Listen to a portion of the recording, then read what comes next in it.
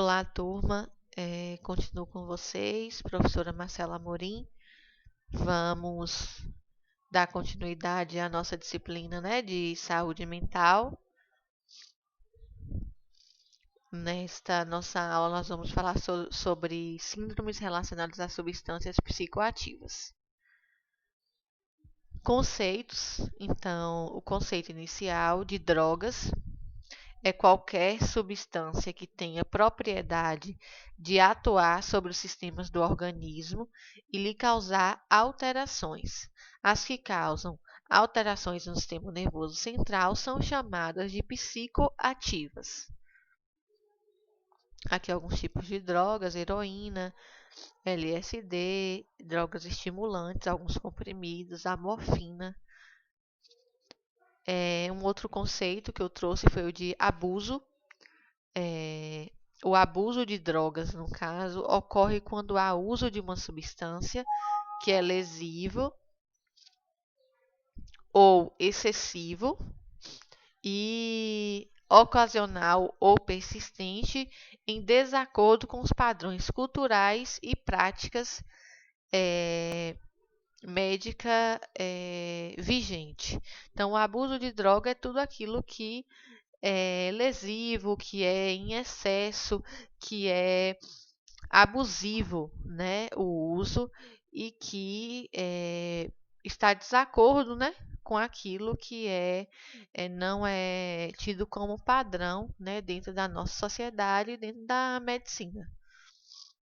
Dependência a drogas é um estado mental e muitas vezes físico que resulta da interação entre um organismo vivo e uma droga psicoativa. Síndrome de dependência. A síndrome de dependência é um forte desejo ou uma compulsão. A pessoa ela tem uma dependência muito forte daquela substância, prejuízo na capacidade de controle de uso, no que se refere a início, fim e quantidade. Síndrome de abstinência, ou quando a substância é utilizada para aliviar sintomas da abstinência. E a questão da evidência da tolerância. Cada vez mais aumenta, né, a quantidade da substância que você precisa usar para suprir inicialmente os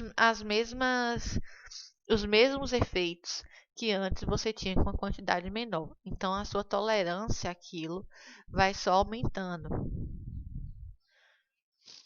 É um estreitamento do repertório de uso da substância, o abandono progressivo de outros prazeres ou interesses e manter o uso a despeito de evidência clara e consequências prejudiciais, médicas, sociais, jurídicos, legais ou psicológicas. Então, tem, né, diversas consequências essa dependência social, pode ter questões jurídicas e também os danos psicológicos e físicos. Um indivíduo dependente químico, ele muda seus hábitos pessoais, familiares, sociais e profissionais em função da necessidade do vício de utilizar referida droga. Tolerância refere-se à diminuição do efeito de uma droga após a administração repetida. Então, a tolerância, ela é a diminuição desse efeito da droga, porque se antes eu estava saciada com um cigarro, hoje para eu ter essa mesma saciação, eu preciso de 2, 3 e só vai aumentando. Característica da dependência química, a tendência sempre de aumentar a dose, desejo irreprimível de fazer uso do produto ou substância, o desejo é muito grande, desenvolve dependência psíquica e física, traz efeitos negativos para a pessoa que faz uso e para a sociedade também. Causas. Possui causas numerosas e complexas e pode ser dividida em fatores psicológicos, né, as que advêm da personalidade do dependente, como uma personalidade imatura, uma personalidade astênica ou ansiosa, uma personalidade antissocial, por exemplo. influências no desenvolvimento, falta de estabilidade, perda de modelos de função positivos, vício dos pais, etc.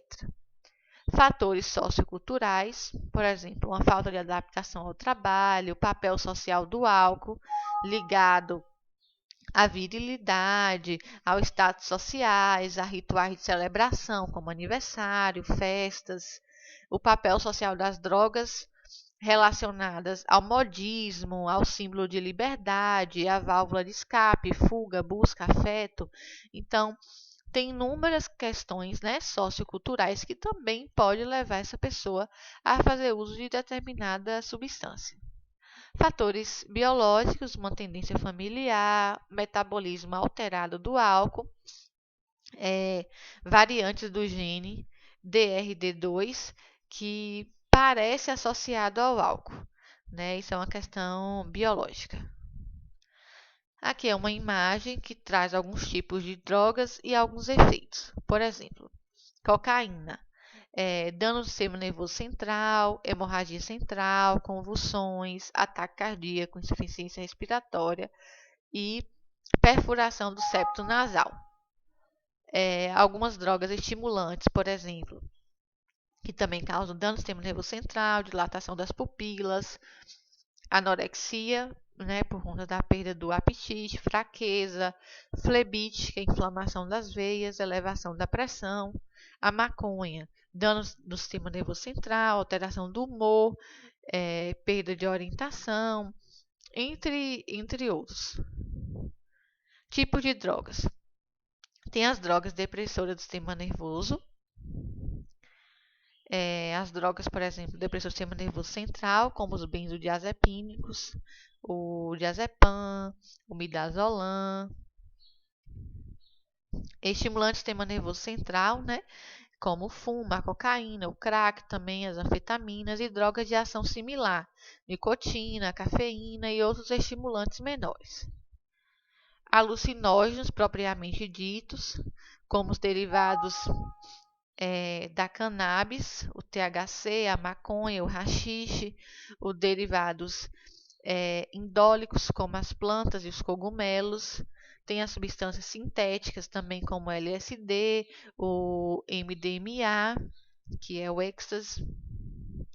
Alucinóides secundários, tem os anticolinérgicos, que são derivados de plantas sintéticas, como a atropina, o biperidino, que é muito utilizado na psiquiatria, a escopolamina, que é o famoso Buscopan, o ipratrópio,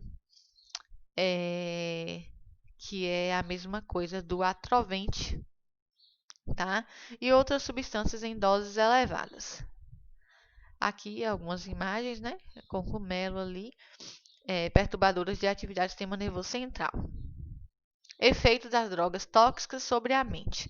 As drogas depressoras, elas podem determinar o aparecimento da sedação, perda da noção do tempo e do espaço, delírios perceptivos, exacerbação sensorial, distorção da realidade e até coma, produzindo uma vivência gradual de apagamento da realidade. Então, aqui são as drogas que deprimem o sistema nervoso central. As drogas depressoras, que causam uma sedação, delírios, uma diminuição do humor, um apagamento. Já as drogas excitantes, elas podem provocar sustentação forçada da vigília. A pessoa fica muito elétrica, muito acesa. Sensação de fluidez, velocidade no ritmo e no curso da vida psíquica. Supressão das inibições normais do sono, da fome e da sensação de fadiga, produzem irritabilidade psicomotora e distorção do perceptível, relevando-se verdadeiras falsificadoras da realidade. Então, as drogas excitantes, elas normalmente tendem a aumentar o humor, aumentar ali o estado de vigília da pessoa. Estágios do tratamento, a desintoxicação, então tem o exame físico e a história, vitaminas, como por exemplo a tiamina, que é muito utilizada, reasseguramento, que é uma questão mais psicológica, os benzodiazepínicos, como o diazepam, normalmente faz-se uso de diazepam, normalmente 10 miligramas de 12 em 12, faz uso de tiamina, às vezes de topiramato, é uma outra substância usada. Antes usava-se muito de sulfiram, que é chamado também de antietanol. Hoje já não está mais se fabricando, então está sendo tirado do mercado. A parte da reabilitação, né, aumentar a motivação para esse paciente deixar de fazer o uso, ajudar a se reajustar na vida, prevenção de recaída, medicações também nesse período de reabilitação e pós-cura é mais a questão da terapia individual, psicoterapia de grupo, terapia familiar, para que esse paciente se mantenha sem recaídas. Redução de danos, o foco é o indivíduo e não a droga. Então, é você focar em reduzir, né, os danos que aquela droga causa no indivíduo até reduzir a zero o uso. Não se trata de estabelecer limites entre o que é certo e o que é errado, mas sim de garantir direitos individuais. O alcoolismo, né? É um conjunto de problemas relacionados ao consumo excessivo e prolongado de álcool em quantidade suficiente para interferir nas funções físicas, emocionais, psíquicas do indivíduo. É uma doença de natureza complexa. Então, assim, é muito comum vocês também, né, como técnico de enfermagem, estar trabalhando no pronto-socorro e chegar um paciente alcoolizado, um etilista crônico. E aí fala, é cachaceiro, é um bebum, deixa lá. Deixa morrer lá, depois a gente vai dar uma olhada. Gente, a gente tem que entender que esse paciente, ele tem uma doença. O alcoolismo é uma doença. Né? Ele não bebe, ele não fica em um estado de quase coma alcoólico ou, a depender da situação que ele chegar, porque ele quer mais. Né? É uma dependência. Ele é uma pessoa que está doente, que requer dos nossos cuidados. A gente não tem que ter julgamento do porquê que ele bebeu.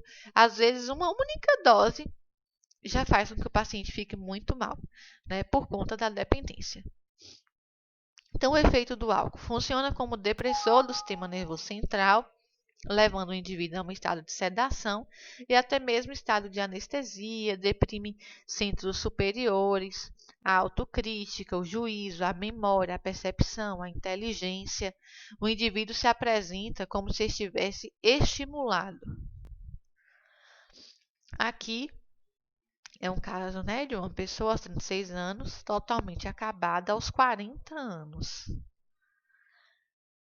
Em tratamento, ela diz que o efeito por dentro é pior do que a desfiguração. Então, na primeira foto, aos 36 e aos 40, olha a situação em que ela estava. Né? E ela diz ainda que o efeito por dentro é muito pior do que o efeito externo. A psicose alcoólica. A psicose alcoólica é uma psicose secundária com predomínio de alucinações relacionadas ao consumo agudo de álcool ou abstinência. O álcool é uma neurotoxina que afeta o cérebro de modo complexo, resultando em morbidade e mortalidade significativa. O paciente, quando ele faz uso de uma grande quantidade de álcool ou quando ele já não consegue, com pouca dose, ele já fica em um estado depressor, ele pode ter alucinações, né? E a questão dessas alucinações, ela pode ser tanto na crise de abstinência, que normalmente o paciente vê coisas e também ouve vozes, ele fica muito agitado, ele entra em um estado, né, de psicose, como também às vezes quando ele está ali sob o efeito do álcool. Ele começa a brigar com outras pessoas que não existem, a falar com outras pessoas. Então, ele tem realmente algumas alucinações e alguns delírios, né, por conta do álcool. Tipos de psicose alcoólicas, né? Tem a síndrome de abstinência causada pelo álcool, que é quando o paciente deixa de beber por um tempo e vem a abstinência do álcool. Síndrome da amnésia alcoólica, delírio tremens, demência alcoólica, alucinações alcoólicas e depressoras alcoólicas. Delírio tremens. Grave emergência médica, caracterizada pelo rebaixamento do nível de consciência em geral, tá? Então, tem um rebaixamento do nível de consciência, o paciente, ele normalmente vai entrar em um grau depressor, né? Acompanhado de hiperatividade autonômica, distúrbios hidroeletrolíticos e febre.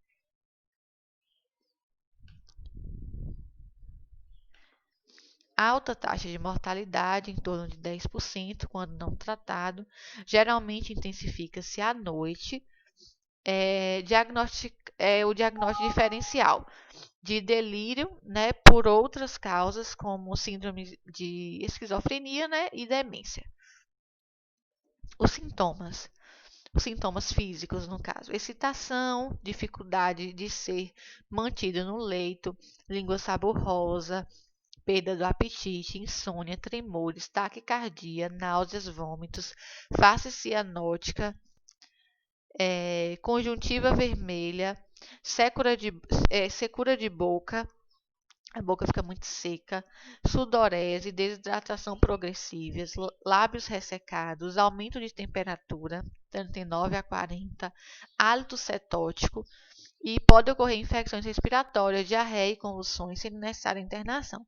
Então, a gente vê que o delírio tremens é realmente um caso grave. Sintomatologias mentais ou psíquicas, ansiedade, inquietação, medo, angústia, irritabilidade, insubordinação, agitação psicomotora, desorientação no tempo e no espaço, delírios, principalmente de perseguição, ilusão, alucinações visuais e auditivas. Alucinações alcoólicas agudas ou alucinose alcoólica. Também ocorrem em alcoólicos crônicos após período de grande bebedeira e se iniciam após a suspensão ou diminuição do consumo excessivo do álcool. É quase a abstinência. O quadro clínico é dominado pelas alucinações auditivas, começa lentamente e alcança a máxima intensidade a fim de 4 a 5 dias. Então, há um período intenso, né, de consumo de álcool, aí ele para de 4 a 5 dias, intensifica esses sintomas.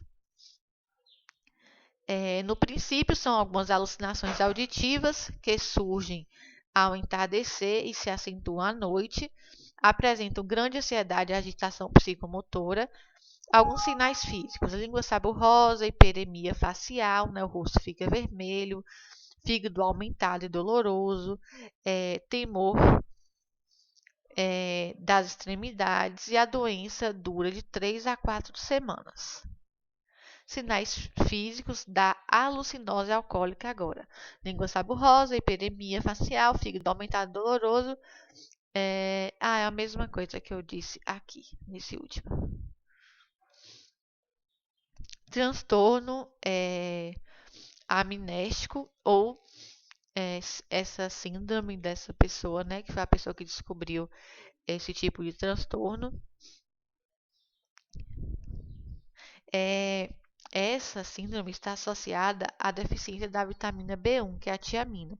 Por isso que dentro do protocolo do tratamento, sempre vai se usar, além do diazepam, a tiamina, que é essa vitamina, já para a prevenção desse transtorno, dessa síndrome.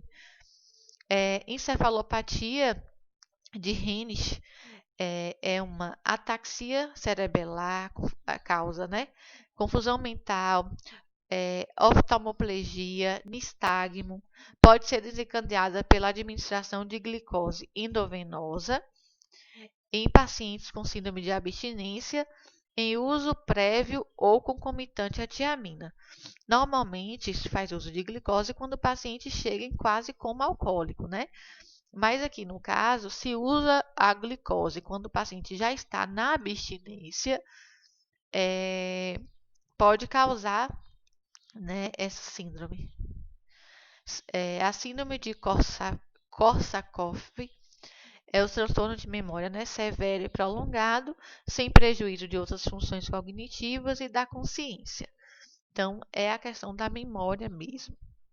Ocorre déficit da memória de fixação, de evocação e também confabulações. Um outro tipo, que é a depressão alcoólica aguda, ocorre após um período de bebedeira. Começa com um aumento progressivo dos sintomas e, ao fim de 3 a 4 dias, atinge sua intensidade. O humor está profundamente deprimido. As crises de choro irrompem com frequência. Os clientes autoacusam-se como repugnantes, bebedores que devem sofrer um castigo exemplar. Têm ideias de suicídio. O tratamento normalmente para alcoolismo é realizado, né, por algumas etapas, como promover a abstinência, que é o período de desintoxicação.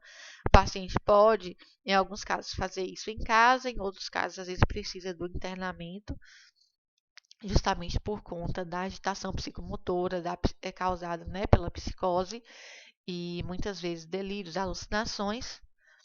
Aí precisa tratar algumas complicações, às vezes o paciente fica muito desidratado, com inapetência, e aí, alguns casos precisa ser feito no hospital, outros em casa. E prevenir recaídas também. O tratamento medicamentoso normalmente é o benzodiazepínico, o diazepam.